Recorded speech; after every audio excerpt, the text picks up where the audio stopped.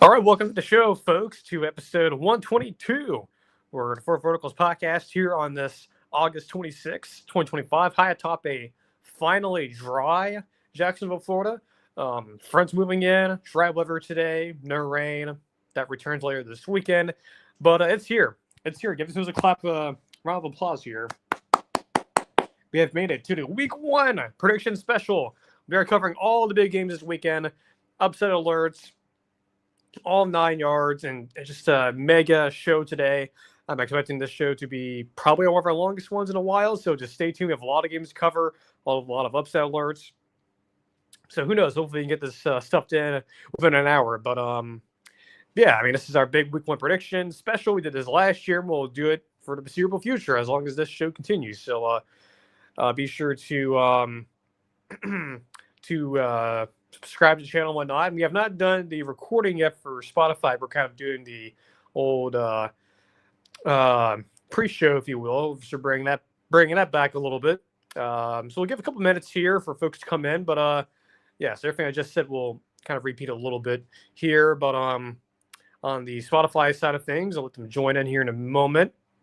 Letting some folks come in. Got the Twitter link out there a little bit ago.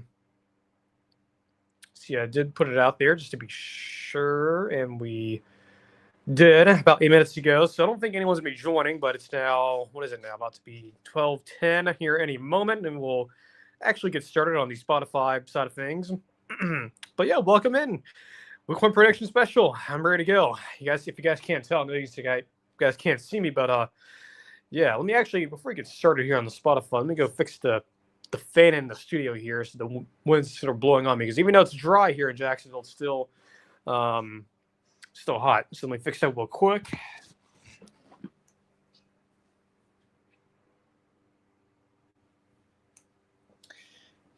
All right, that's much better. All right, so we're about to get started here on Spotify in 3, 2, 1. And welcome into the Four Verticals podcast, episode 122, for, again, August 26, 2025, high atop a yet again dry Jacksonville, Florida, for the first time in forever. That won't be lasting that long. I have it on good authority that the tropical-esque atmosphere will be back in place by the end of the week. And yeah, thank you for tuning in here on Spotify, YouTube as well. We're streaming live. Huge show for us today. Again, I know this is repeating on YouTube, but we started a little bit later on Spotify. But this is week one predictions. Cannot emphasize that enough. Week one prediction special. We are covering all the games, upset alerts, all the big games, and even some of the games with, multiple touchdown spreads. We'll cover those very briefly and give you guys a path to the upset, if you will, if the upset were to happen. But I'm very excited here to actually get here. We're finally here on game week. It starts on Thursday with South Florida and Boise State, and it goes all the way until TCU and North Carolina on next Monday. So about a week from now, about 6 days from now. So lots to get into. Good for programming notes. So we will not have a show Thursday, a live show, and not a recorded show either. So we're not going to be doing anything for Thursday. Early next week might be a little bit weird because of the holiday schedule. Some things have to be moved around. So we might do a Monday night special, if you will, a Monday night special. Then we'll kind of like we did on this past Sunday, or early Sunday around midnight, Saturday, Sunday. We did this past Saturday, Sunday. We did our week 0 reactions. We might do that on Sunday after the Notre Dame game. So we'll do that for the weekend games, and then we'll just react to the TCU game on Monday night after that game's concluding. So we'll have a show Monday night. That's when we'll do the Tuesday poll a day early, I guess, and I'll post the poll on Twitter after. But yeah, early next week, no show Tuesday. We'll have a show on Monday night after the TCU North Carolina game, and then we'll have our regularly scheduled programming afterwards. So it's a little bit weird the next couple of days, but trust me, it'll all make sense. First part of the college football season is always a little bit weird, but look, doesn't mean we can't stop doing shows. Full steam ahead for us, and we're excited here. So again, besides the programming note stuff, show's not going anywhere. The season's about to start, so don't expect the show to be going anywhere. Be sure to follow us on X, Twitter, podcast feed, and subscribe over there. make sure to subscribe to the channel. Our Week 0 reaction got a lot of views, so hopefully this will get a lot of views as well, even though you're not listening to this live. So hopefully you do that. Make sure again to subscribe to the channel. Doesn't sign you up for anything. I don't like come to your house and like force you to sign a form or send you emails or calls. It's all free. Like there's no Patreon page, there's no paywall behind this show. All of the information I'm giving to you is all free of charge. This is independent media. Never talked to an advertiser before. If it's an advertiser that I trust, maybe in the future, but at the moment, completely independent media. I control the show. It's our show. We own it. So, yeah, that's all the boilerplate stuff here for New Year. We do this show twice a week. Usually, but again, this week's only one show, and the next week we'll have a show on Monday. But it's usually Tuesday, Thursday in the afternoon. But we're doing a Week 1 reaction. Something new we're starting on Sunday night after Notre Dame game. A weekend, sort of like from Thursday all the way to Sunday reaction of Week 1, and we'll finish it up on a Monday evening show with a reaction to TCU, UNC, and then we'll start previewing the games for the following week. So that's how it's going to roll. And then, of course, we'll have the Tuesday poll because it doesn't change from Week 0 to Week 1. There's no real change. I know some folks are choosing to do their polls this week, which makes no sense. There's not much change really to be made. But anyway, all that stuff out of the way, let's get into it. Let's actually jump in and, let's go. Week 1. So I wanted to start this off before we actually start predicting into games to sort of do something new here. Something we're introducing this year and we'll be continuing for the future is what is the analog? So what is the analog for this college football season? What analog means, if you're in the weather community like me, someone who follows atmospheric science, we like to use analogs for certain, major events, whether it's tornado season from November all the way through May, or at least in this part of the country with major outbreaks and whatnot. What's the analog for that? Same with hurricane season, where we're going through right now. What's the analog for this upcoming hurricane season? So we use that to sort of determine, or use the past to determine the present and the future. We can do that for college football too. Now there's, much like in the world of weather, there are some years or some events that are not analogs, to be exact. So for example, 2007, as much as everyone loves to, romanticize it, glorify it, whatever, everyone seems to have a lot of nostalgia for it. And look, I do too, but 2007 season's not an analog. Like everyone says, 2021 was a, analog, or that analog for that year was 2007. It wasn't. 2007 is a very unique year. Same with 2020. 2020 is not an analog year. It has a very unique circumstances. A lot of things outside of the college football world are impacting it. Same with 2001. Yet what happened early in the year, just those couple of years are not traditional analogs. Those are very unique years. So we can't use those necessarily for analogs. In terms of using those specific years to compare to the present. So, yeah, so 07, not an analog, contrary to popular belief. At least I don't believe it is. I could be wrong, but personally for me, I don't think it's an analog. It's very unique. Same with 2020, same with, in some ways, 2001. So what is analog for this year? So what is it? Well, last year's analog, if I was sort of thinking about this last year a little bit, but the analog for last year, if there was such a one, was probably 2015.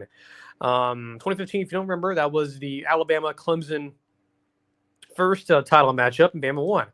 I think in a lot of ways, it's a lot similar to Ohio State. I grant you the playoff format was a lot different, so that's what makes it a little bit more weird. But in general, Bama-Ohio State last year, very similar. Teams that lost early in the year, lost games in the regular season and won the national title. Teams that everyone expected would be there when they lost their respective game or games. Everyone thought, out of the playoffs, Bama and Ohio State are done, buried and burned, and then not so fast. In the words of Lee Corso, by the way, his final college game days this weekend. So that's going to be maybe some tears being shed during that. But I think 2015 last year was an analog for, or 2015 was the analog for last year in a lot of ways. Now this year, since we're starting this segment new, what is the analog for this year? Well, there's a couple possible ones, and then after the year, we'll sort of revisit this. I'll make sure to remind myself as a reminder in my past show notes to include this. But what are the possible ones for 2025? I think there's two. And then at the end of the year, we can, I guess, accurately I guess, distribute one of the years to this year, I think it's either 2014 or 2008. Let me explain, I guess, both. So in 2014, the analog, the reason why this being analog is because with this year, we have so much turnover, right? Like Ohio State, Bama, Georgia, all these, big, the big boys in college football these days, all having new quarterbacks, having a lot of, influx of new talent coming in. Oregon, same thing, new starter at quarterback, a lot of unknowns. And in 2014, you had a similar situation. Georgia, Aaron Murray leaves. Bama, Asian McCarron leaves. Ohio State, you had uncertainty with the quarterbacks because of injury. And then I think Clemson that year too. You lose Taj Boyd and you have Deshaun Watson and I believe the other like Colt Style, I believe his name, coming in as a new quarterback. So just the newness in terms of you lose your familiar faces at quarterback, they're all gone. Now you have new people stepping up or players to step up and take their place. I think that's why that analog thing makes sense.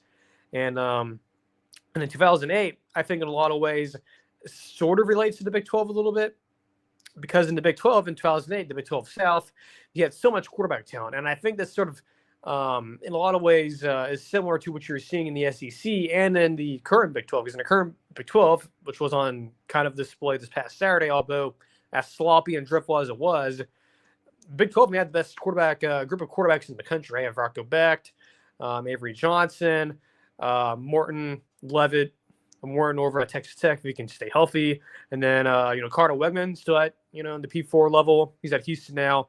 And you also have Sam Levitt at Arizona State. When you go to the SEC, well, it's lesser known names, but there's names there, right? Garrett Nussmeier. It's probably the bigger name. Arch Manning's also obviously there as well, but the other bigger name would be Nuss. Ty Simpson, Gunnar Stockton, EJ Lagway at Florida. So, yeah, in terms of of that, I think that's for 2008 as an analog. Not to mention similarities in terms of, Penn State being a very good team that year. They're expected to be a good team this year. Those are the 2 years I think are good analogs for 2025. And then looking at 2014, another reason why that'll be an analog is not only with the newness of a lot of these, bigger programs losing, longtime starters or veteran starters. You're also in a situation much like 2014 and 2025 where the SEC is going to cannibalize themselves. Like I think Josh Pate has been the biggest one sort of sounding the alarm on this, that they're going to have some teams that are very talented, very good, that people expect, back in, maybe 3 years ago would say, hey, those teams' worst case scenarios would have been like 9-3, 10-2. Now the worst case scenarios are 8-4, 7-5. And I think what could happen in the SEC is that you're going to have a lot of cannibalization, a lot of teams sort of eating each other alive, getting wins over, certain teams getting wins over teams you wouldn't expect to happen. And that could be in store here. So that's another reason why 2014 is an analog for that as well. So, yeah, possible analogs for the 2025 college football season. Again, our 2014 and 2008. We'll see if those become true, and we'll revisit this once the season's over after the national championship game, if I remind myself in the notes. So, yeah, analogs for this year. Those are the 2 ones I can think of. I think this is something we'll probably start doing around this time of the year. As we begin the new college football season, we'll start doing that. And with that out of the way, I think it is time to start predicting these games. So what I'm about to do is doing that. But before, we'll get some water real quick, because again, I firmly believe this will be a very long show, long duration show. We're going to be going over a lot of things, a lot of talking. So I'm going to get some water real quick. We'll begin afterwards with Baylor and Auburn on Thursday night.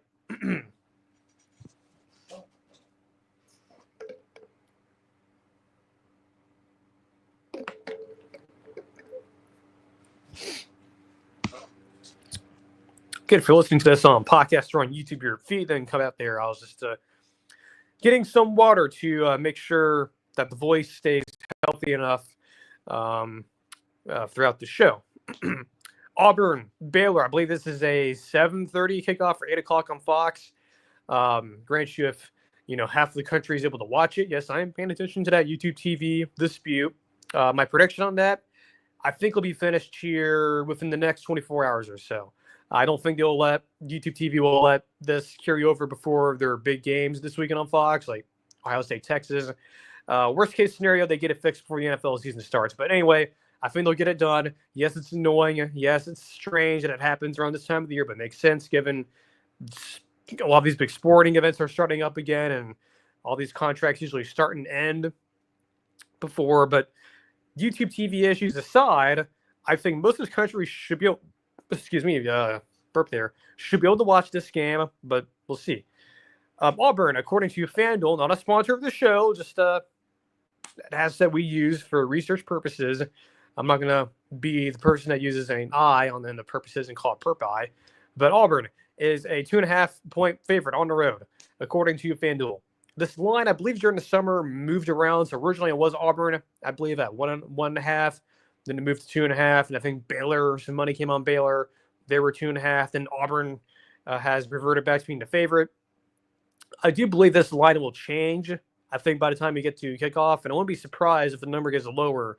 And, look, I said throughout the summer, I thought Auburn was ultimately going to be, would it be the underdog going in, but they're not. A little bit surprised by that. But what are sort of the keys of the game here? For Auburn, I think it's pretty simple. Jackson Arnold has to operate the offense and do so cleanly. The information we have gotten from fall camp is that that's not been the case. It's been very sloppy, sort of, dreadful at times. Of course, Hugh Freeze over the summer at various events, SEC media days or whatever events he's been at, has been pretty vocal about, sort of not letting Jackson Arnold get too flustered and get, hard on himself and, telling the defense, hey, let's dial it back a little bit and let's let the offense breathe a little bit. I think in some ways that can be seen as a bad thing, but it'll also be seen as a good thing too, right?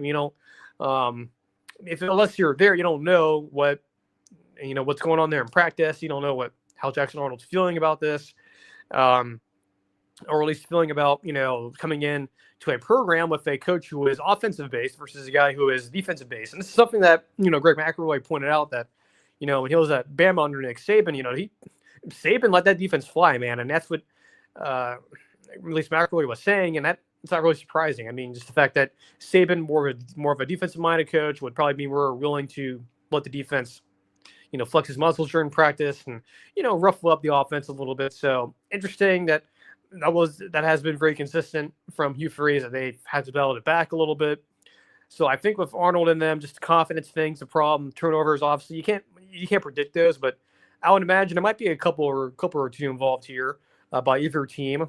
Not to, bring this all upon Auburn, but Jackson Arnold has to operate the offense and do so cleanly. Running back has to step up. They have talent there. Alvin Henderson is the freshman. I think he'll play a little bit. I think the transfer from Connecticut should be the starter, I believe. Him and Jeremiah Cobb. Both of those guys need to step up, or at least one of them needs to step up. Because the offensive line is very good, but, someone has to step up on running back room as well. Right receiver room, I don't have to explain it. I mean, these guys are really good. Cam Coleman, again, wasn't that same freshman class last year as with Jeremiah Smith and Ron Williams. He just kind of gets forgotten about because the team was so terrible last year. And sort of like, again, that SpongeBob meme with like Squidward in his house and seeing him seeing, Patrick and SpongeBob outside and running around, and you see Squidward sort of looking out the window. That's Cam Coleman looking at Jeremiah Smith and Ryan Williams. So, Cam Coleman is just as talented, very physical receiver. I think he needs to have a big year this year. I think a lot of folks want to see the return on the investment, especially if you were a big donor. You don't want to see that. Defense for Auburn has to make plays here. I think the defense, in a lot of ways, is kind of a little bit worse than last year. There's some areas some questions here, but we'll see. Auburn does have the talent advantage here. If you look at the blue chip ratio from our somewhat friend Bud Elliott of the show, his blue chip ratio, Auburn's in there, and the list of teams that have over half of their team is 4- and 5-star recruits, so they have the talent advantage here. But as for Baylor, they, for one, have the home field advantage, which, by the way, very underrated. Baylor's home field. I know a lot of folks kind of disagree with me on that. Would disagree with me on that. I'm sorry, but I think Baylor's home field advantage is very sneaky.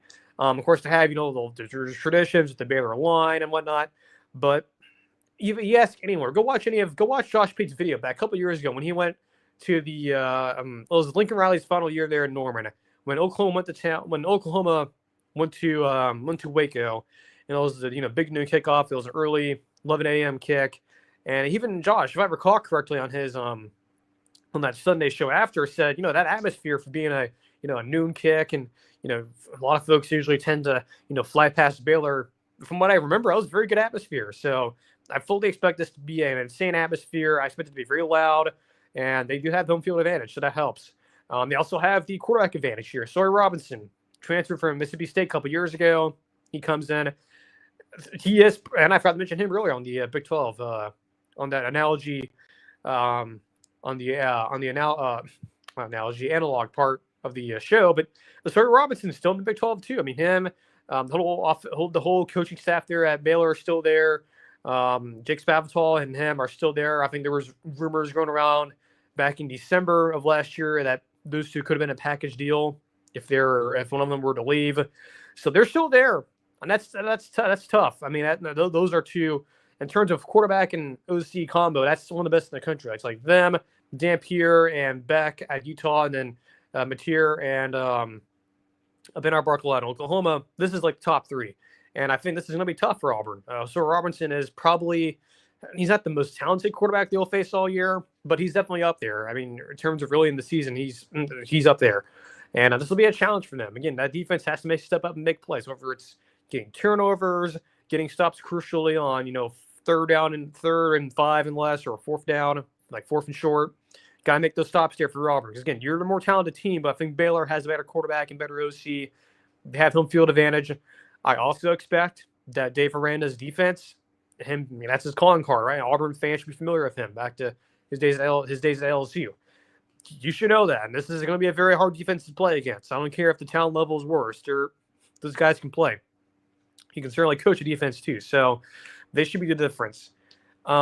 This game, in my opinion, gives me if you want to use an analog for, speaking of analogs earlier, if you want to use an analog for this type of game, for, I guess if you want to use it for Auburn, I guess. I mean, the last time they played on a weeknight in the regular season was 2015 at Kentucky, I believe. So it's been a long time.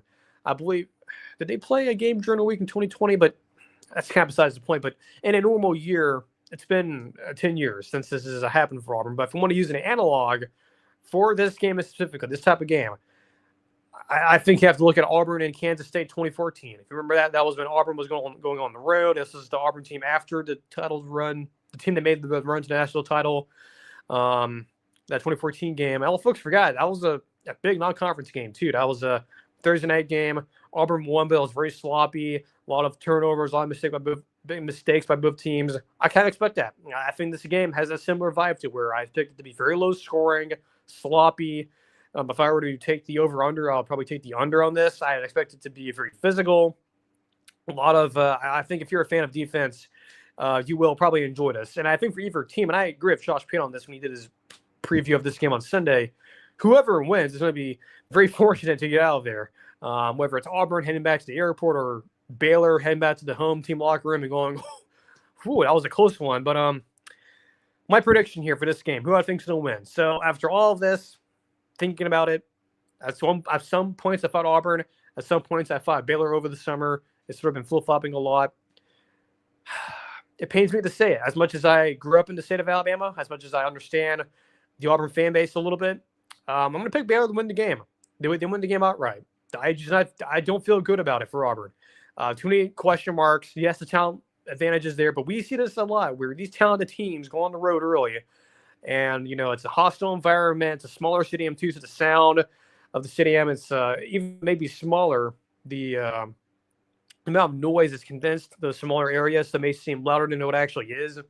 So just because the home field advantage, better quarterback and OC combo, Dave Aranda, I trust him as a defensive mind, and I think he's one of my favorite underappreciated coaches in college football and what he's been able to do at Baylor in terms of turning that thing around from winning the Big 12 a couple years ago to having a 3-win season to having 8 wins last year. I think they win this game and they win the game outright. I think this is not to mention too, if this were to happen, a huge deal for the Big 12. Having yet another statement win, and this would be a huge one for them. So I think Baylor, I'll take them to win. I'll take them to cover. Next one, also on Fox. We're getting into the Saturday games. If you're wondering about some of the other games that I'm not going to mention here, we'll mention those on the Upset Alert segment. So if you're wondering, like, where's, Cincinnati and Nebraska, don't worry, we'll get to that. Same with Boise State and USF. Ohio State, Texas. This will be a noon kickoff on Fox again. So, given half of the country can watch it if you're watching it, or if you have YouTube TV subscription, but hopefully that should be finalized by then. But anyway, Texas, Ohio State. According to the AP poll, this is the game of the century. Even in the well, against our poll is a top 5 matchup. AP top 5 matchup as well, top 3. But still, yeah, this in my opinion qualifies as a game of the century. I know it doesn't feel like it. The vibes aren't certainly there, but this early in the year, I think it should qualify as a game of the century. I don't care who else. I don't care who disagrees with me. The final number line on this is Ohio State minus 2.5. That is for home field advantage. This is a good helmet game. I think this one, Miami, Notre Dame, Clemson, and LSU, Florida State, Bama, great helmet games this weekend. Very good helmet games. I don't know what to say, man. This is, again, a really big matchup. So let's get into the keys of the game here. Guess we'll start off with the Ohio State. They're the home team. Of course, home team meaning home field advantage. That helps here. The running game needs to get going early for them if they want to win this game. Texas on the defensive line. That should be their strength thing this year.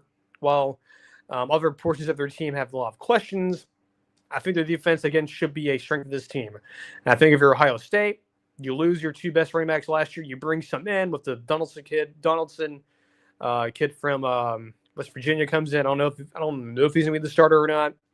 But along with that receiving game, which is obvious, right? You can have Jeremiah Smith, Carnell Tate, and friends.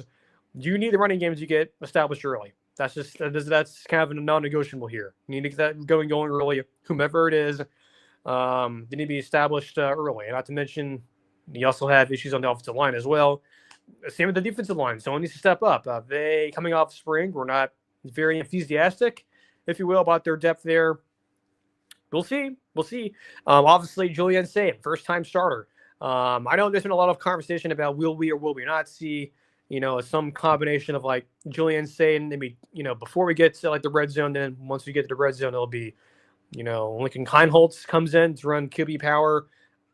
It doesn't really matter. I mean, as long as you have Jeremiah Smith out there and he's healthy, you should be okay, at least in the passing game. But don't be surprised to see a running quarterback in there. I mean, Julian Saint, he's not a statue. I mean, he can move around, but he's not Will Howard. He's not like, Braxton Miller or JT Barrett. He's not a traditional dual threat guy like, Justin Fields or even in some cases CJ Stroud. He's not. And that's where I believe Lincoln Kienholz, if this is the plan, which, I don't know for sure, don't be surprised if you see him peppered in once in a while. If it's like, 4th and short, 3rd and inches, whatnot. If you need that extra yards, if the running back room is not operating to the level you want it to be, go put in your big quarterback to, do some QB power. And knowing Ryan Day, he definitely has an emphasis on running quarterbacks. So that's interesting to see. Ohio State's home field advantage is a big one here. I mean, they, besides the Michigan stuff and losing to like Oregon a couple years ago, besides that, they don't lose at home that very often. It's very rare for them to do so. And again, besides Michigan, the only time they've lost at home, as I believe I recall, at least within more recent years, is a non-con game against Oregon. So it's been a long time since a team not named Michigan has been Ohio State at home. To my knowledge, I believe it's been that long. So that's been 3 years now, 3 or 4 years now, I believe. So, and yes, I do expect the home field advantage should be insane. Much like that playoff home game for Ohio State last year, I expect to be a full crowd. By the way, speaking of the weather earlier, while it will be still warm and humid here in northeastern Florida, southeastern Georgia, up there in Columbus, it's going to feel like October. I mean, that's going to be really nice, man. I really would love that to be here in Jacksonville, but apparently, unfortunately, it's not going to. At least I have it on good authority. But so the home field advantage there should be great. And it'll be a good spectacle, too. I mean, you'll have the big new kickoff there, even though Darren Portnoy, who folks were saying earlier, and that he was like banned from the set or whatever, he was like banned from going into the stadium, even though that was reported a while ago that he was only going to be on Big Noon for like the first couple of hours or so, and then after that he leaves. So I don't sort of got blown off proportion. So, I mean, you have that whole situation going on, but that's not that important. But yeah, the home field advantage should be incredible. Should be an amazing spectacle. Again, you have big noon kickoff there. You also have college game day being there as well. Lee Corso's final rodeo. Assuming he'll probably put on the Brutus head one more time. By the way, if you haven't checked out the documentary they put on ESPN last Friday, I believe, on Lee Corso, go do so. I've seen clips of it. I haven't watched it fully yet, but yeah, go do so. It's a really interesting, from at least I have seen and heard, it's a very good documentary. So, yeah, a lot of emotion here for Ohio State and college football fans in general with a lot of things that are happening up there. As for Texas, they are the favorite, or they are not the favorite to win. They are a dog here. For them to win this game, I think the big one is to find ways to take Jeremiah Smith out of the game and sort of make Ohio State, trust other receivers. And they still have other receivers too. Again, Carnell Tate and some of these other guys that, Brian Hartline, who, again, reminder, the new OC, even though he's been there forever, as the wide receivers coach, has done a really good job of recruiting guys to come in, right? Tampa has one of their guys from last year, Buka. So that's one key there. Another one is to establish for Texas themselves other receivers. And have Ryan Wingo, one of the best returning receivers in the country. They need other receivers to step up. Hopefully they can. Texas is also dealing with, at least the advantage that they have here, that is a disadvantage for Ohio State, which I didn't mention earlier as well. They do have, Brian Hartline being the OC, and he's been there for a while, so he's not new. And of course, I think the assumption is Ryan Day will be calling most of the plays probably. But what Ohio State does have, which is a bit of a concern here for me, is that they have a new defensive coordinator, right? Jim Knowles leaves and goes, excuse me, to Penn State for various reasons we've covered back all the way in January. But they hired a very proven track record DC and Matt Patricia. But if you recognize that name, he has zero college experience. He's been in the NFL most of his career, the Patriots and Bill Belichick. More on him later.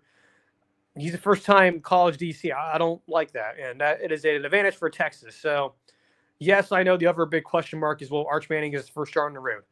I don't need it to be perfect. I don't need him to look like a Heisman Trophy winner week one. I don't need him to, put up 400 yards passing and looking like KJ Costello versus LSU in 2020. He just needs to be the best version of himself. I know there's all the hype and the Manning name. I'm sure Peyton Eli will probably be there. I'm sure on top of everyone else in the college football world and the sports world will probably be converging on Columbus, Ohio. I fully expect that Arch Manning will be able to deliver just enough, I think. Yes, there might be some turnovers and mistakes probably baked in. Of course, you can't predict those, but I'm assuming those will probably be there in some fashion for either team, really. And I think for Texas, is just let Arch Manning be the best version of himself. That's all you need him to do. So with that all being said, again, I think the spectacle from a spectacle-wise, this is incredible. Again, really good helmet game. I expect the crowd there at the Horseshoe to be insane. Again, probably pretty similar to that playoff game back in December. I expect it to be electric. I expect it to be very, very loud. But with all that being said, the fact that Ohio State has a brand new defensive coordinator who is an NFL guy, again, that transition from NFL to college is not as seamless as you think it is, especially for guys who never coached in college before. That's a concern. That really is a concern. Not to mention the D-line issues that Ohio State may have. I mean, they have talent there, but they just have a lot of unknowns there is what I'm saying here, which is why I'm sort of nervous about this if I were an Ohio State fan. I'm going to go out on a limb here. I'm going to grab Josh Pate from his show on Sunday. I think Texas is going to win, and I think they cover. I don't like the DC situation for Ohio State. I think the sort of questions at running back doesn't help. Yes, the receiver room should be okay. Home field advantage is fine, but I agree with Josh Pate here. I think Sark, in a lot of ways, is sort of kind of the new Ryan Day. I think this year, him and James Franklin and several ways, but I think Sark, in a lot of ways, needs this more than Ryan Day. Of course, Ryan Day has the insurance and the national title, but I'm sure none of these guys want to lose, right? Both these guys are uber competitors, and these are two of the best coaching staffs in the country. Regardless of my thoughts on Ohio State's DC, take that away. These are still two of the best coaching staffs in the country, and I just think Texas, in terms of overall college experience, a lot of familiarity on their staff versus Ohio State, which they're trotting out a first-time college DC. I don't like it. So Texas, I think, taking the win, taking the cover, and who knows? This could be a foreshadowing for a certain game next week on Monday night. We'll see. So yeah, take Texas to win there and cover. That should be a interesting game to say the least here. A lot of possibilities for that. Look, if Ohio State wins and they cover, no surprise. Good. Matt Patricia, prove me wrong. Prove us all wrong. You can do it in the college level. He's done the NFL before. I can trust him doing that, but I don't know. Just something odd. I just feel odd about it. I don't know. Next game up to be continue to truck along here. Tennessee, Syracuse. Now these two games we're covering next here. Tennessee, Syracuse, Florida State, Bama. These are the two big point spread ones. So for both, instead of breaking these down like a traditional breakdown like we just did, much like other shows and people who I watch, we usually in these type of games, if the spread's like 14 plus, like multiple touchdowns plus, while we still talk about them, we don't give them a whole lot of airtime, but we sort of paint the picture of how the upset could happen. Because I'm assuming most of you would imagine that I'm picking Tennessee and Bama to win both of these games. And that's pretty clear. But we'll get to the Bama game here in just a moment. Let's talk about Tennessee, Syracuse. Yes, I'm picking Tennessee to win and cover. But how, if the upset were to happen, if Syracuse and Fran Brown, they were to shock the college football world and pull this off, with all the newness they have, new quarterback and just a lot of different things moving around there. How did it have to happen? Well, Syracuse at least needs its defense to make plays early to keep it competitive, right? I think last year defense was a bit of a strength for them at times. I think the offense was a lot better at times too. They gave up a lot of points last year, but look, they were dealing with a new quarterback at Tennessee, a lot of newness there for the Vols offense. I think they could take advantage of it. If they can make some plays early to keep it competitive, I think that's a key there.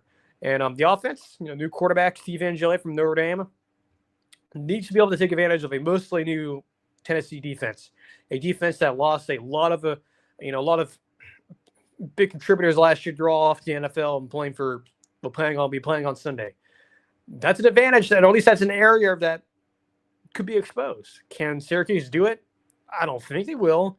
Could they? Maybe. If Steve Angeli is as good as people think he is, sure, yeah, they could take advantage of it. Yeah, they could score a couple of, get a couple scoring drives going on Tennessee, and if their defense can just get enough, get enough performance out of them, get enough, just get a good enough performance out of them early on, and when the game's still competitive. And what they don't need is Tennessee's offense to get humming, and Joey Aguilar looks very good, and the score after one quarter is already 14-0. At that point, then it's starting to become a lost cause there, because Tennessee, knowing their offense, it's the Baylor Brile stuff. They look when they get going, But they're water if it gets shut off, it gets shut off. So it's not impossible to make it ugly here.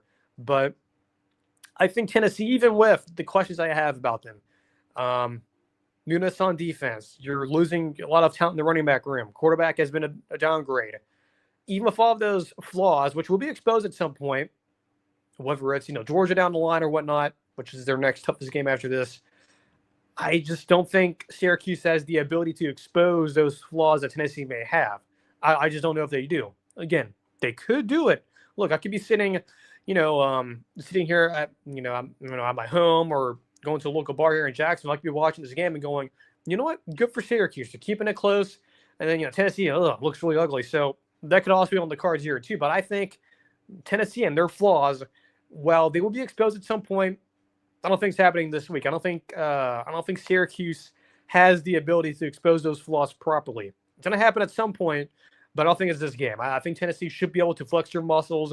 I think they'll be able to do it early, even with a lot of the new attrition and roster turnover. I think they should be able to do it. So I think Tennessee will win. I think they cover here. I don't foresee this being very competitive. Look, I can be totally wrong here. Look, well, I'm pretty sure it's on the upset alert thing, the upset alert section. So we'll talk about it again. And spoiler alert too for that upset alert segment. A lot of it's very elevated this week, suspiciously elevated. So I'm going to take Tennessee to win and cover here, but I'm just saying, look, if Syracuse, if they can again just get a decent enough performance on defense early, and maybe their offense again take advantage of Tennessee's units on defense, this could be an interesting game. But I don't think that's going to happen yet for Tennessee. At least those flaws will not be exposed yet. So I'm going to take the Vols to win here and cover there in Atlanta. yeah, I think this is a good stopping point here for water break. So before I do that, make sure again to subscribe to the channel, like the streams, videos, follow us on X, Twitter. Of course, during the games, I'll be live tweeting when I can. Of course, we get started on this whole thing's getting started on Thursday. Still we'll have a lot of games to cover probably on Sunday night to react to accordingly. But yeah, again, just make sure you subscribe. I know a lot of folks coming in are new. Again, make sure you subscribe to the YouTube channel. Follow me on X, Twitter, podcast feed, exact same thing. So, get some water real quick here. We've kind of at the midway point of the show. And the show's not over yet. We still have a lot of things to cover here, and then we'll be done for the week. So, I'm going to get some water real quick here, and then we'll come back with the Bama-Florida State game.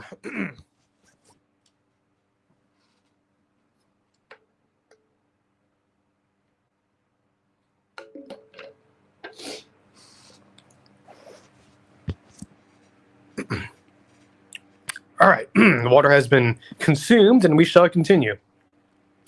Florida State, Bama, 3:30. This is on ABC. I believe the announcement has not been made for this game. I'm assuming it's going to be a Tessitore, that crew, Jesse Palmer, Katie George. I'm assuming it'll be them, unless they're not doing the other game. That Tennessee game, by the way, is a noon on ABC. So these are all like this one, and the Clemson game's all ABC, and Notre Dame too. So Florida State, Bama, 3:30 on ABC.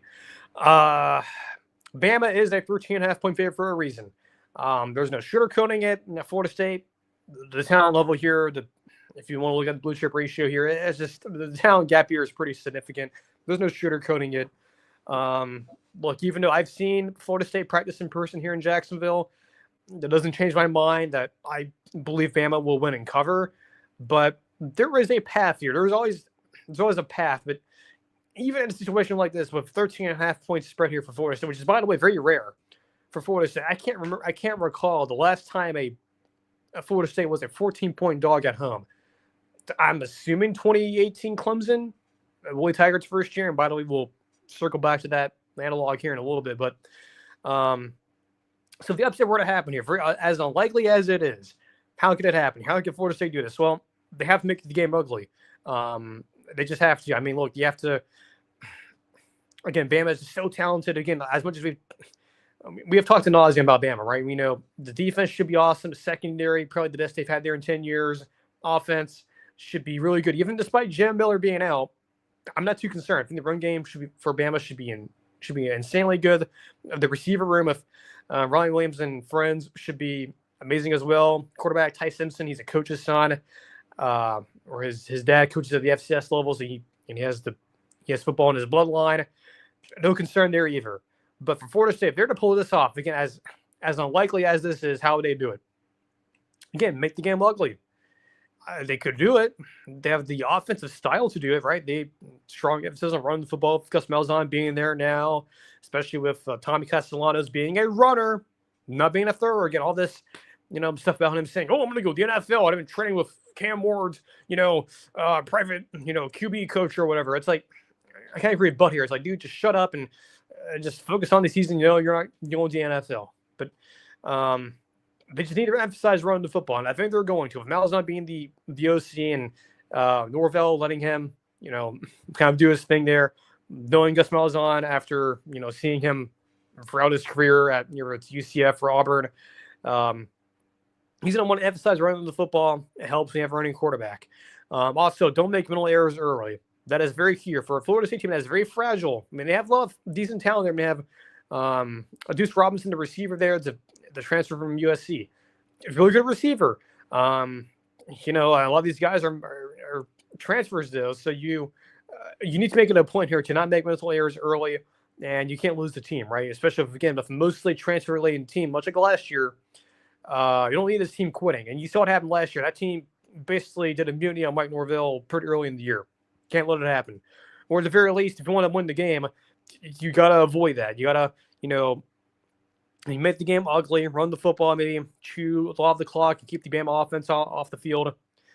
Something to that degree, I think, would be reasonable here for Florida State to at least make the game competitive.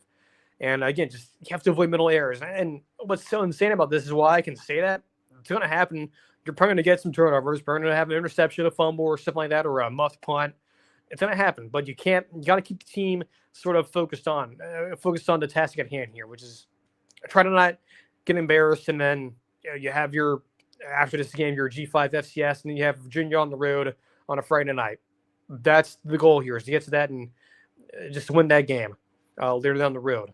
And but also helps with Florida State is that they have the home field advantage on their side. Even though, yes, the stadiums are renovated, and yes, it looks a little different than it has in the past, but still it's home field advantage, right? That should be huge for Florida State, even despite the fact, too, since it is in the state of Florida, given there's probably going to be a lightning delay, given, like I just mentioned earlier, the tropical moisture should be coming back, even though it's dry right now. So fully expect there to be storms in the area. So there's that. Maybe that could be an advantage for you. But yeah, I think for Florida State, the key thing is here, if the upset were to happen, again, make the game ugly. That's all. That's the line. Make it ugly and find a way to keep it in the fourth quarter. And if you do that, good. Golf clap. That's, if you're a Florida State fan, you'll be so happy that were to happen. So what's the analogs for this game here, for this type of game here? We did this earlier with Auburn, Kansas State.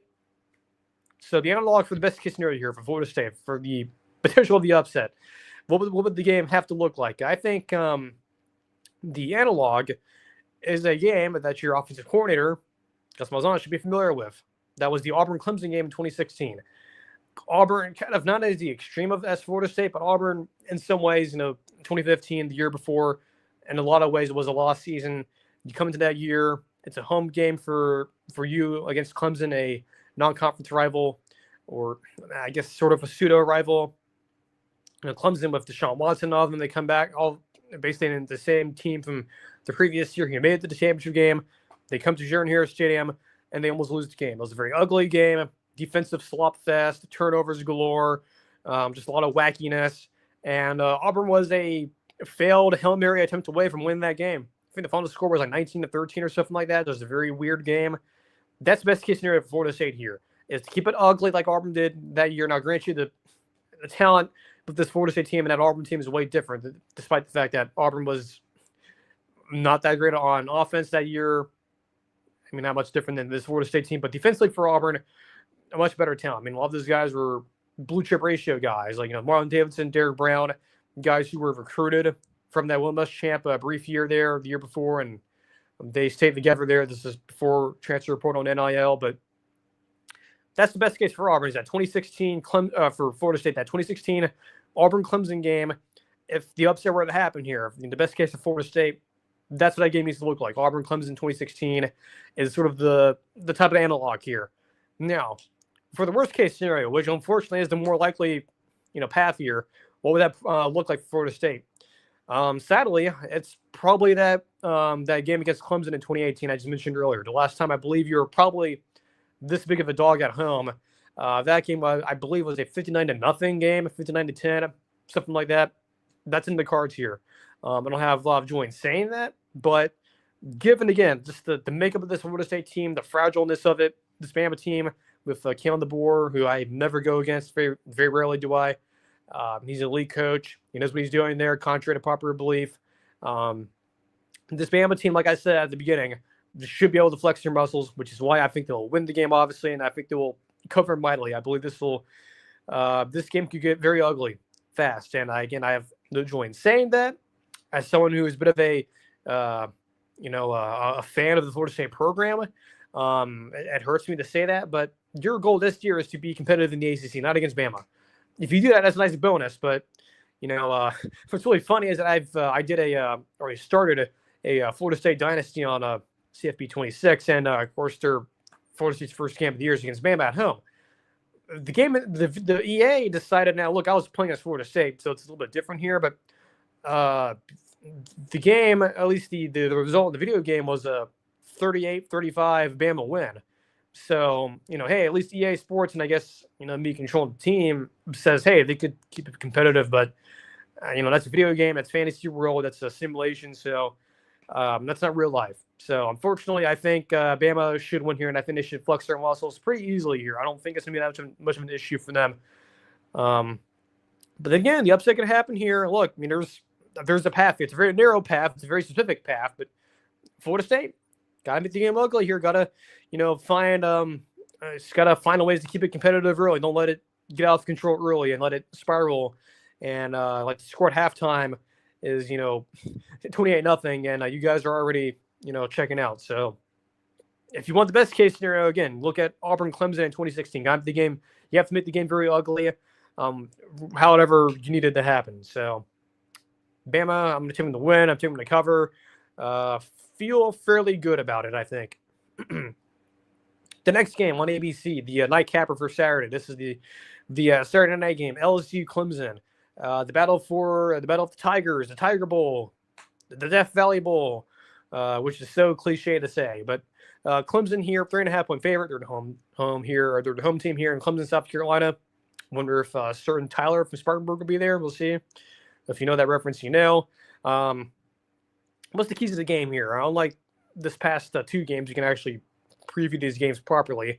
For Clemson here, I think it's pretty simple. Establishing lead early. Defense has to cover the LSU receivers, and they can, those LSU receivers really good. Barry M. Brown, the transfer from Kentucky, probably the one I'm most worried about because of his speed.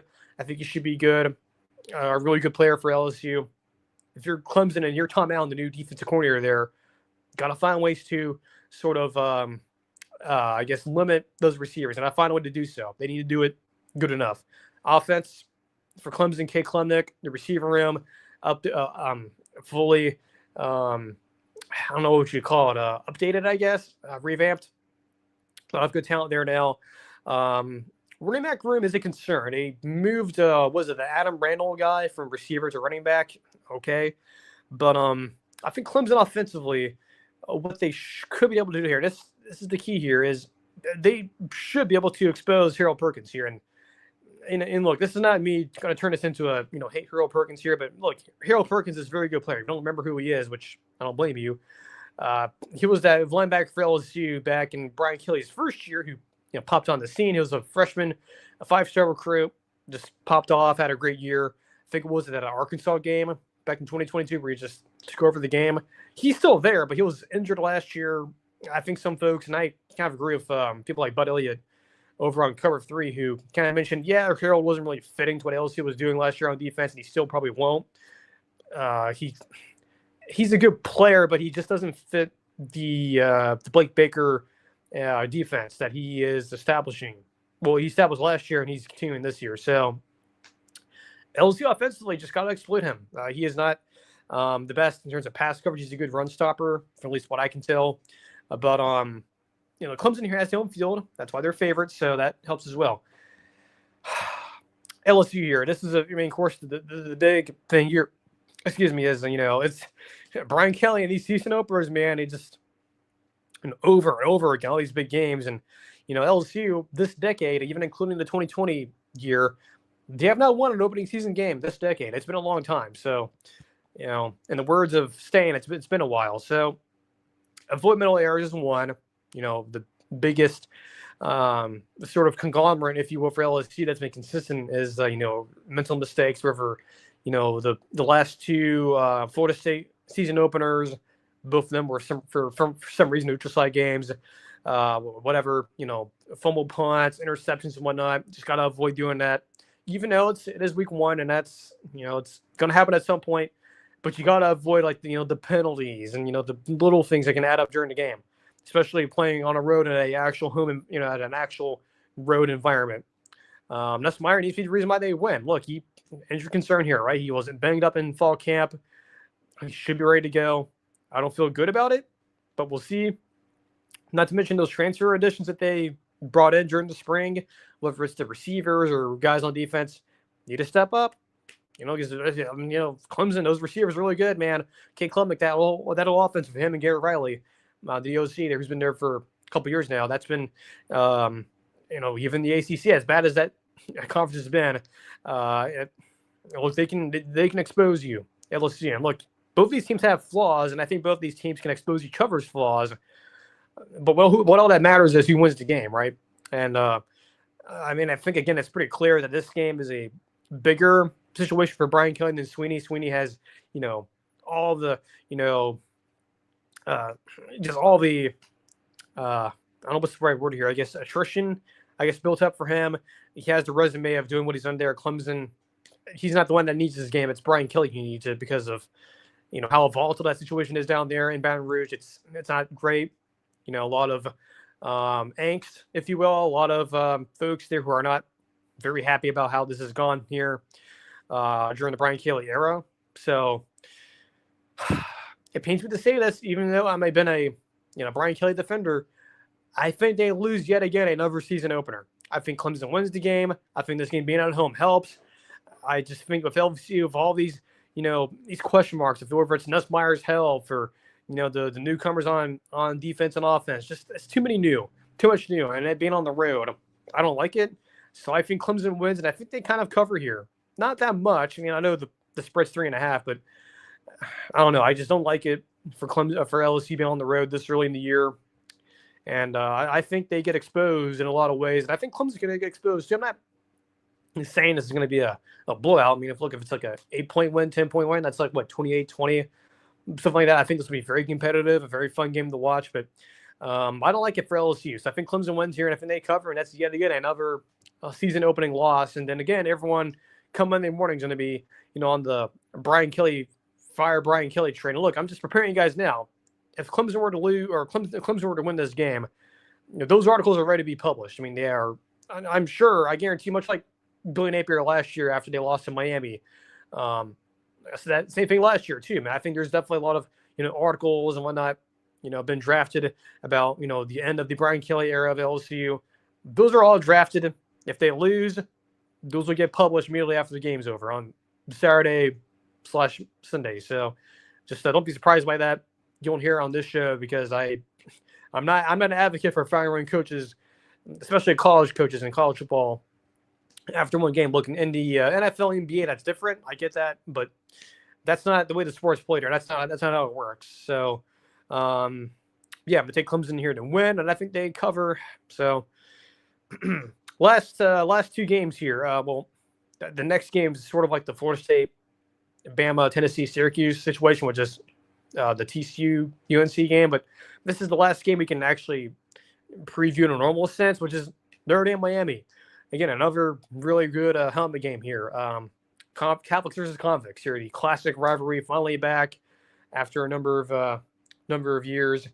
I got an update on my phone. If I'm chef here, nothing to do with football though, which is go figure. I'm sure if you saw the notification like I did live here on Spotify, doesn't matter. But if you saw what I just saw, I'm sure most of you either care or don't care. But whatever. Let's talk about college football here. So yeah, Notre Dame, Miami, Catholics versus convicts. Last time this game was played was, I believe, 2018, which is the last time, or 2017, which was probably the last time a lot of folks probably have seen a really good Miami home atmosphere. That's what Miami needs here. They need home field advantage here to be present for them to win. They are a 2.5-point dog for a reason. Part of it is because this is literally, in a lot of ways, unfortunately, a neutral site game. Notre Dame. This makes sense here in the power rating world.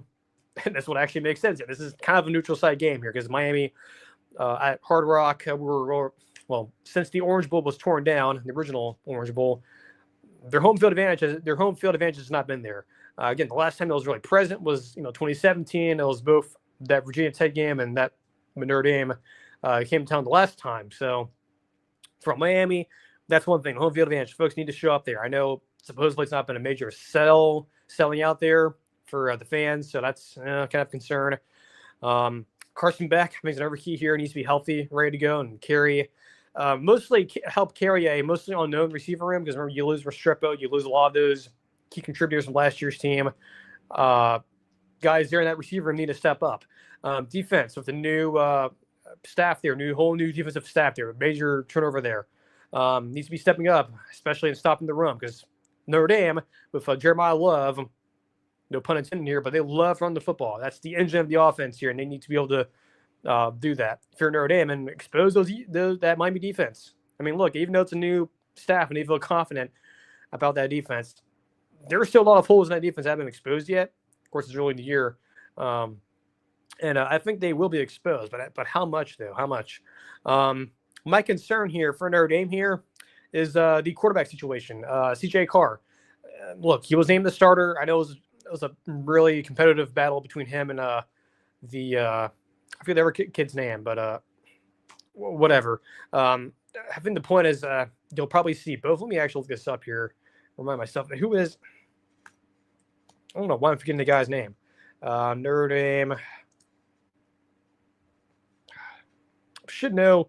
Should remember who this the other quarterback's name was. I know it was CJ Carr's other quarterback's name. I just don't know why I'm blanking on the name here. Let me see if it's on here. It's not. Let me see. Go back to last year. Yeah, I don't know why I'm blanking on the name here. I don't know why. Let me see here. Yeah, who's the backup quarterback here for Notre Dame, or at least the other quarterbacks? Your QB. Here we go. Research here on For Verticals podcast. Here on the line, I'm blanking on the name. Kenny Minchie. Yeah, I forgot the name. Yeah, Kenny Minchie. So, back in a couple weeks ago or last week when CJ Carr was named the starter, there was a lot of contention amongst the Notre Dame folks. I know Bud brought this up on Cover 3 last week that from what he got, some of the internal stuff he saw from Notre Dame insiders that, hey, a lot of the players on the team were kind of surprised it was not Kenny Minchie, that was CJ Carr. So that's not like a big factor, but it's a factor. So, according to what we saw from fall camp, him and Kenny Minchie, very spirited quarterback battle. I'm assuming even though CJ Carr is the starter, you're probably going to see both. But if CJ Carr, if he is the full-time starter, can't be a liability. Again, that was sort of the I guess the overall feeling from camp was, he was a bit of a liability, turned the ball over too much, very inconsistent. Even though his grandfather is the last, before Jim Harbaugh, the last great Michigan head coach, Willie Carr. Bit of surprising, bit disappointing. But yeah, I do fully expect to see him and Kenny Minchie to play. I don't know why I forgot his name, but both of them to have a role here. I think Minchie's definitely more of the runner here, especially in the red zone. I think you'll probably see him a little bit. Again, you just need CJ Carr again to not be the liability here and operate the offense. Not make any crucial mistakes. But with that being said, again, the last time this game was played in the regular season, I believe it was 2017. It was that great atmosphere there with the crowd there at Hard Rock Stadium was going crazy. I don't know if we're getting that this time around. Hopefully we do. As someone who has an affinity for the Miami brand, I would like to see that. I'd like to see Hard Rock Stadium sort of have a bit of its own identity when it comes to the college football side of things. So if that's there, if Miami can just do that, and this defense, I think it should be expected that they will be exposed a little bit. I think it'll be tough to get the crucial stops they need, especially with Jeremiah Love, the running back there.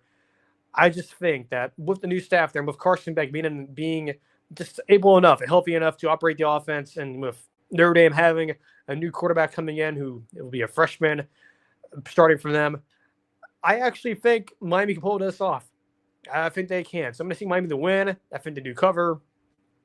I just think with having a veteran quarterback in Carson Beck versus Notre Dame with a new quarterback in CJ Carr, whether it's either him or Kenny Minchie, I just like Miami's chances here. Again, I don't like it. I don't feel good about it. I don't feel as good about it because the whole home field advantage thing not being necessarily a major flex here from Miami, but we'll see. But I think Miami will find a way to win this game somehow, some way. I think they'll find a way to win. Last game here we're previewing TCU UNC. The money line here for this game according to FanDuel. Now for the Notre Dame game, again it's 2.5 for that one for TCU UNC. TCU minus 3.5. There's been a lot made about UNC and Bill Belichick and his lady friend Jordan Hudson, but let's talk about college football here and not talk about that. How would the upset happen here? How would the upset occur here if it were to happen for UNC? Because TCU is a favorite for a reason here. They're the better team. They're the better coaching staff, as we'll get to here in a second. For UNC, they can't let Josh Hoover and the TCU offense get off to a hot start. they can't. I mean, Josh Hoover also kind of gets forgotten a little bit in the Big 12 in terms of the entire quarterback room there in the conference. He's very good. He was very good for them last year. They cannot let that offense get going because knowing Sonny Dykes, those of you who don't remember, he's still around. It's not Gary Patterson anymore. It's Sonny Dykes. But he's still around.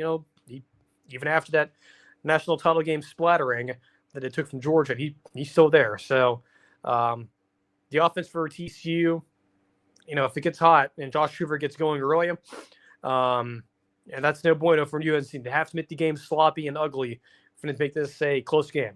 Home field advantage here helps a little bit too. I would suspect it being Bill Belichick, and he's the sort of the driving force here. Would imagine he's probably the reason why a lot of folks will show up to this game. I don't know if it'll make a difference that much, but we'll see. The bigger issue here, or at least my concern here for UNC, is the coaching staff disadvantage here. Even though, yes, it's a very experienced coaching staff, and yes, of course, it's Bill Belichick, right? He is a legend in the NFL world. I don't like it for college football here, at least the college football side of things. I mean, it's a proven college coaching staff of TCU versus a NFL coaching staff of zero coaching experience. I will take TCU's coaching staff over UNC every single day. I think TCU wins here. I think they cover big. I think this could get ugly.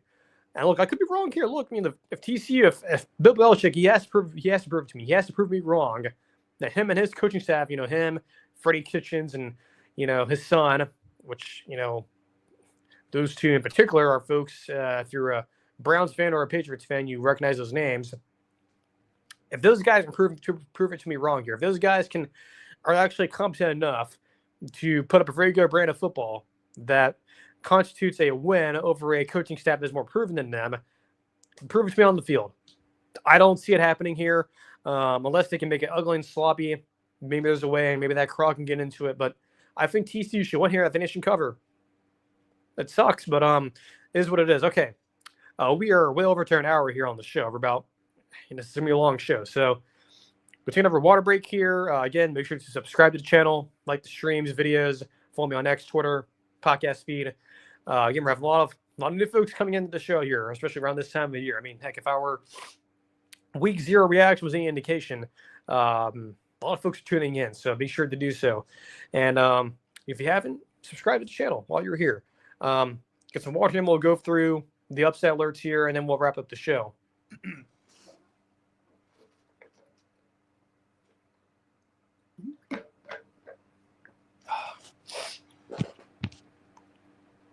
All right, upset alerts. Again, we usually do this on Thursday, but because there's no show Thursday, we're doing it on Tuesday. Again, this is why it's called the week 1 prediction special, right? We're doing all of it in one show. How this works, if you're new here, how we do this? The rating system for us, instead of using like the numbers to level our concern, we use colors, if you will, the traffic light protocol. So how it works here, so for code green means the upset not going to happen. Code yellow, upset could happen. Code red, the upset is likely to happen here. And like I said earlier, if you're paying attention, this week 1 upset alert segment here, all the games we're doing here, is very elevated. The scaling here is very elevated, as you'll see here. A lot of reds and yellows. And also, by the way, a lot of these games that are on here we didn't preview, but they are on here for a reason. So first one up, I have a lot of concern about this game. Boise State going to South Florida. This is a Thursday night game at 5:30, very early.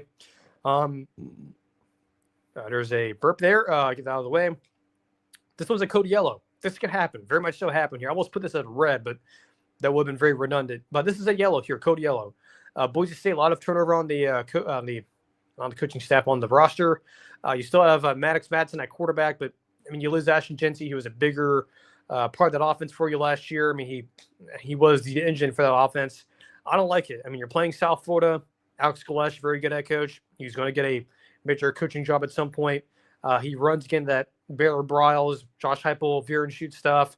Byron Brown's still there. He's back, finally healthy. It's a home game for South Florida at Ray J. So, I've been there before a number of times, and I know how, I know that stadium. So this one's sneaky to me, very, very sneaky. So South Florida, Boise State, it's code yellow, the upset. It could happen here. It could happen. This one's under the radar too. Cincinnati and Nebraska.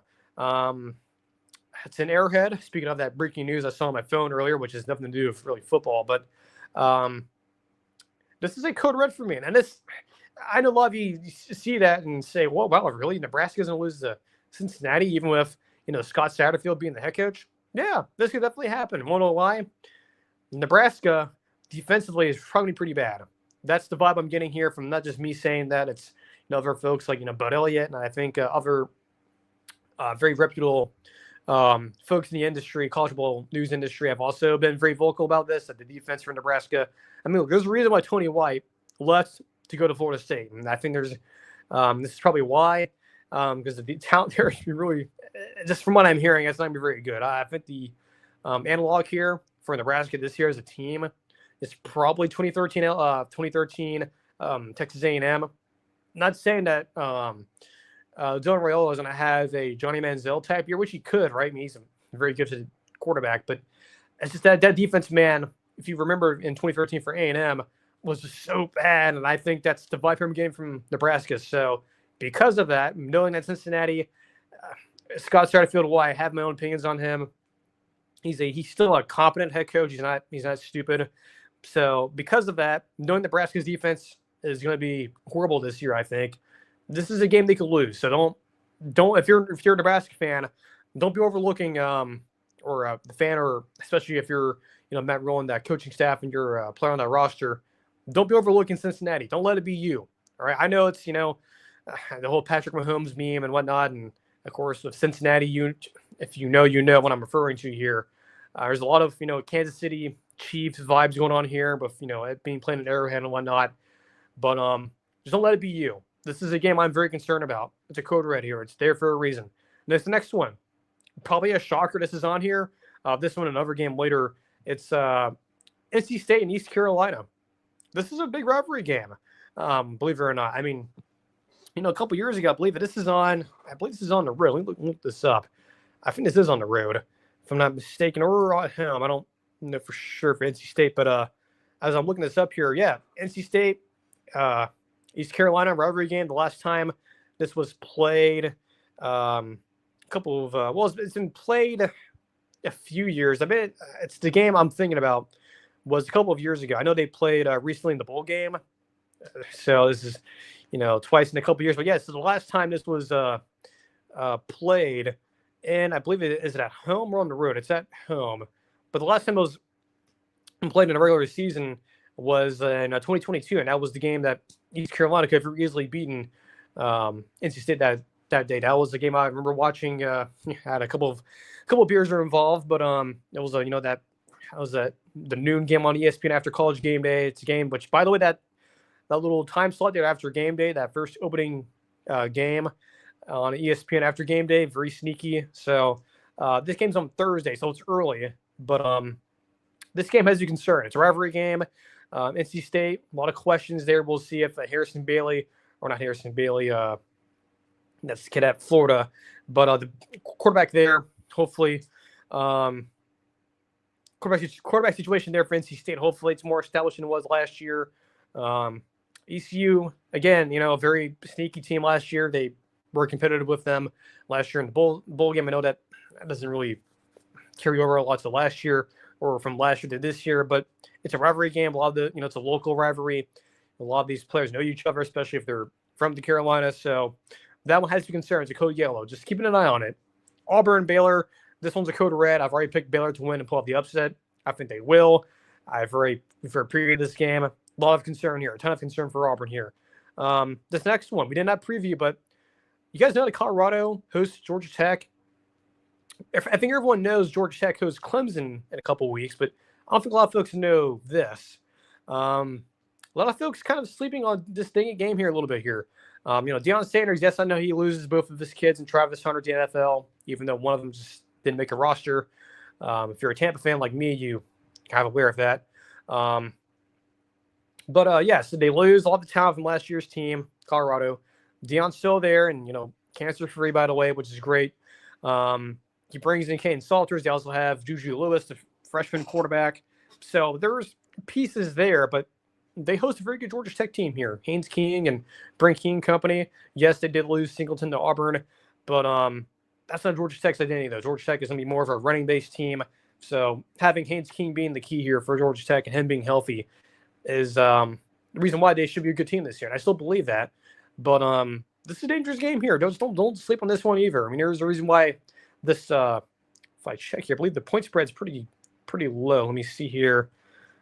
Colorado here. Check FanDuel. Yeah, Georgia Tech is -4.5. I would imagine a lot of the internal models, like Josh Pay, for example, in his model. If I had to guess, I'm imagining the model that he uses is probably pegging this as the wrong team's favorite here. So who knows? But I'm imagining this will probably be a close game, and look, Georgia Tech loses a game, so it's a code yellow here. This next one is the other one that was I'm sure some of you are probably surprised by. South Dakota plays Iowa State, and this is not so much that I think South Dakota's some really good team for from the FCS one. I think they kind of are, but they've been really very consistent for the FCS level. But Iowa State, and this is, I don't know what it is, but ever since Matt Campbell's been there, as good as he's been, Iowa State has always had an issue of playing these, regional FCS team and FCS teams, and the game's always really sloppy and close. I expect no different. It's the tradition, if you will, for as Josh Pate says, it's a tradition for Iowa State to always have these really sloppy games against the FCS team before you play Iowa. So put it in the yellow category here. I'm watching it. I'm assuming it'll be a very sloppy game, low scoring. I'm not expecting this to be like a 59-0 type game. That would really surprise me. But yeah, probably some look ahead here with the in-state rivalry game with Iowa. So this one, I'm watching it. I'm concerned about it, but I'm not concerned that Iowa State will lose the game. I'm more concerned, or at least I'm looking at it at, don't be surprised that it is a close game. That's kind of expected here for Iowa State before the Iowa game, is to always struggle with these local regional FCS teams. Like before those in recent years, it's been like Northern Iowa, which is kind of like an FBS rivalry a little bit. So just don't sleep on that game. That should be an interesting game to watch there in terms of upset potential. This next one, previewed it. Tennessee Syracuse. It's in the yellow category. I'm watching it. Again, we did the preview earlier. Go back and go back to that when we preview that game to sort of give the reasons why I'm putting this as the yellow, but it's in the maybe category. We'll see. Same thing with Florida State, Bama. Same thing. It's a home field advantage here for Florida State. Bama's on the road, and yes, Bama has struggled on the road before, but again, as we said it in the preview, I like Bama here to win and cover. I think they'll flex their muscles here, but it's in the yellow category. It's very easy to put this in the green, but I'm not. This next one, Virginia Tech, South Carolina. This is another very elevated one. In fact, it's red. It's a code red here. South Carolina defensively on the defensive line lost a lot. There's still players there that are very talented, but I mean they did lose a lot of these guys to the NFL. And Virginia Tech, as much as I'm concerned about that team and that coaching staff, this is their Super Bowl. I mean, this is their opportunity to say, hey, as bad as it was last year, we still have heart here. I don't hate Brent Pry as a coach, but or as a human being, but I don't know, just something about that coaching staff, man. I just don't like it. I thought the hire back when it was made was a very kind of like a bland hire. So this one's a red here. I think the spread is like 3.5, I believe. It's a neutral site in Atlanta too, but I don't know. I mean, South Carolina, according to the AP poll, is a top 15 team. We do not have them as that.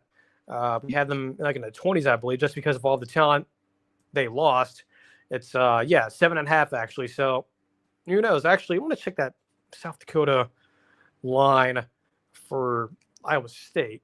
14.5. So yeah, that's a very low number, by the way. Yeah, I mean that's, if you look at that line on FanDuel, 14.5. So yeah, that's very very interesting that the line there is 14.5, which is not surprising given Iowa State's history with these regional FCS teams. And I think that's why the folks over there at FanDuel have baked that into the line there. So that's not just me saying that. That's the folks over there in Vegas have also said, that's ripe there for an upset. Last game here, TCU UNC is in the yellow category again. Like I just mentioned with the game preview, there's a path there, but it's very narrow, and we just not going to repeat myself, but that's in the yellow category. Could happen. It is a home field advantage there for UNC, but I expect TCU to flex its muscles and probably win that game going away here. So, yeah, upset alerts. We'll post this here in a little bit after the show's over, or probably after the show's over. But that's it for the show today. Again, really big show, longest show we have had here in a long time. It's an hour and 20. So again, no show Thursday. If you're confused where the show is, we sort of combine both shows in today's show. So this is our week 1 special. Again, we'll be live again on Sunday doing a reaction to the games up until before the Monday game, and of course Monday night we'll do our show reacting to TCU, UNC, and then we'll start our previews for the following week. And of course, we'll do our Tuesday poll afterwards, sort of reacting to all of the games and whatnot. So until Sunday evening after the Notre Dame game, we'll hop on and react to the games. Up until that point, we'll be going over all the games. So until then, enjoy your cultural weekend. It's going to be a blast. Very excited about it. So until then, take care, and we'll see you guys on Sunday. And have fun. Enjoy the games, guys.